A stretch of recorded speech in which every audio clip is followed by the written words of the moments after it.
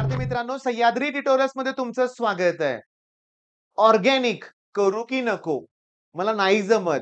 ते मला जमत नाही त्याची भीती वाटते, करू की नको? या प्रश्नाचं उत्तर या व्हिडिओमध्ये मिळणार आहे. चला, मी तुम्हाला सांगतो. सर ऑर्गॅनिक आहे किती मार्काला? XYZ मार्काला ते 4 टॉपिक आहेत असं मानूया. पण त्याच्या ऐवजी मी जर असं केलं तर inorganic, transition, inner transition, coordination compound, अजून कुठले टॉपिक आहेत रे बाळांनो, ते खालचे कुठले रे बाळांनो अप्लाइड मधले पॉलिमर, ग्रीन केमिस्ट्री, बायोमॉलिक्यूल, हे जर मी परफेक्ट केलं तर ऑर्गॅनिकची गरज काय? चांगला स्कोर होईल की सर? होईल ना. चांगला स्कोर होईल. सिरियसली चांगला स्कोर होईल मला माहिती आहे. पण सीईटीला काय करणार?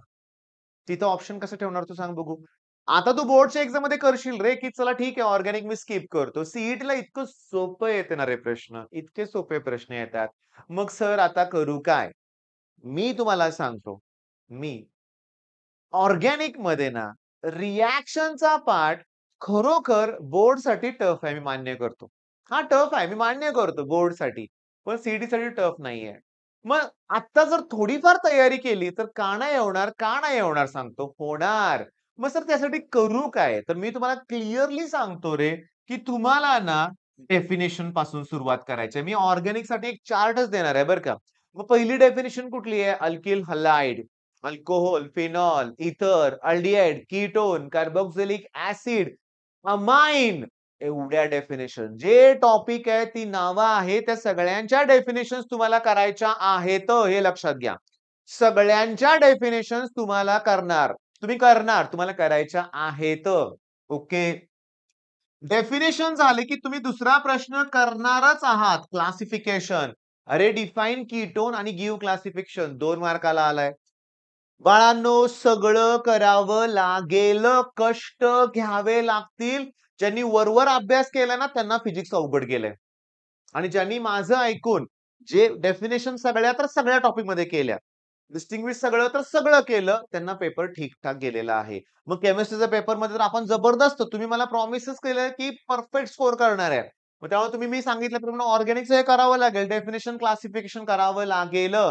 मग जेव्हा अल्किल हलाइडचं क्लासिफिकेशन कराल ना, तेव्हा तुम्हाला विनाइल, अलील हे पण दिसतील ग्रुप. मग विनाइल अल्कोहोलमध्ये पण दिसेल, अलील अल्कोहोलमध्ये पण दिसेल, मग बेन्झिल अल्कोहोल दिसेल, बेन्झिल हलाइड दिसेल. मग त्याचा वापर रिएक्शन मध्ये नक्की होणार ना बाळांनो? होणार.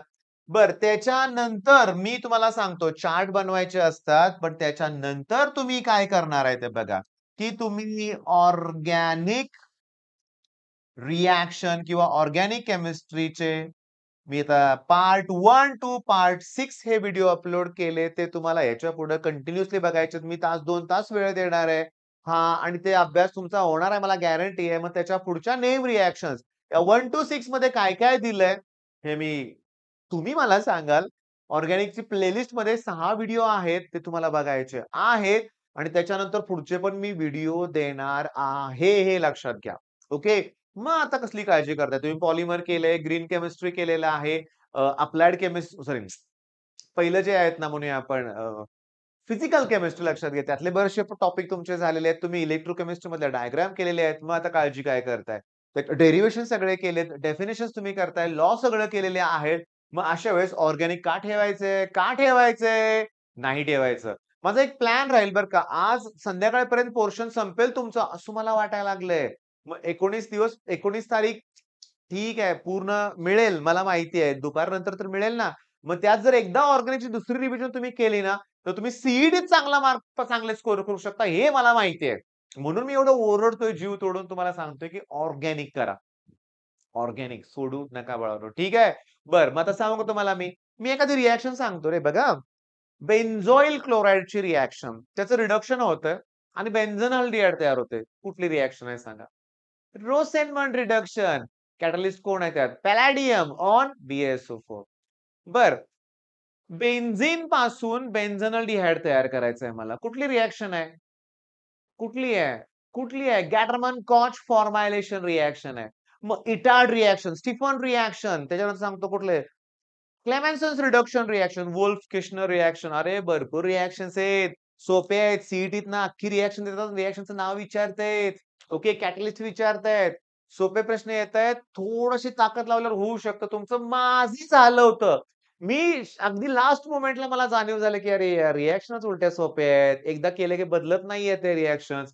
मग आता ह्याच्या अगोदरचं टार्गेट दिलं ते कंप्लीट केलं असेल. हे मोठं टार्गेट देतोय, थोडासा वेळ देतोय, कंप्लीट करा. All the best.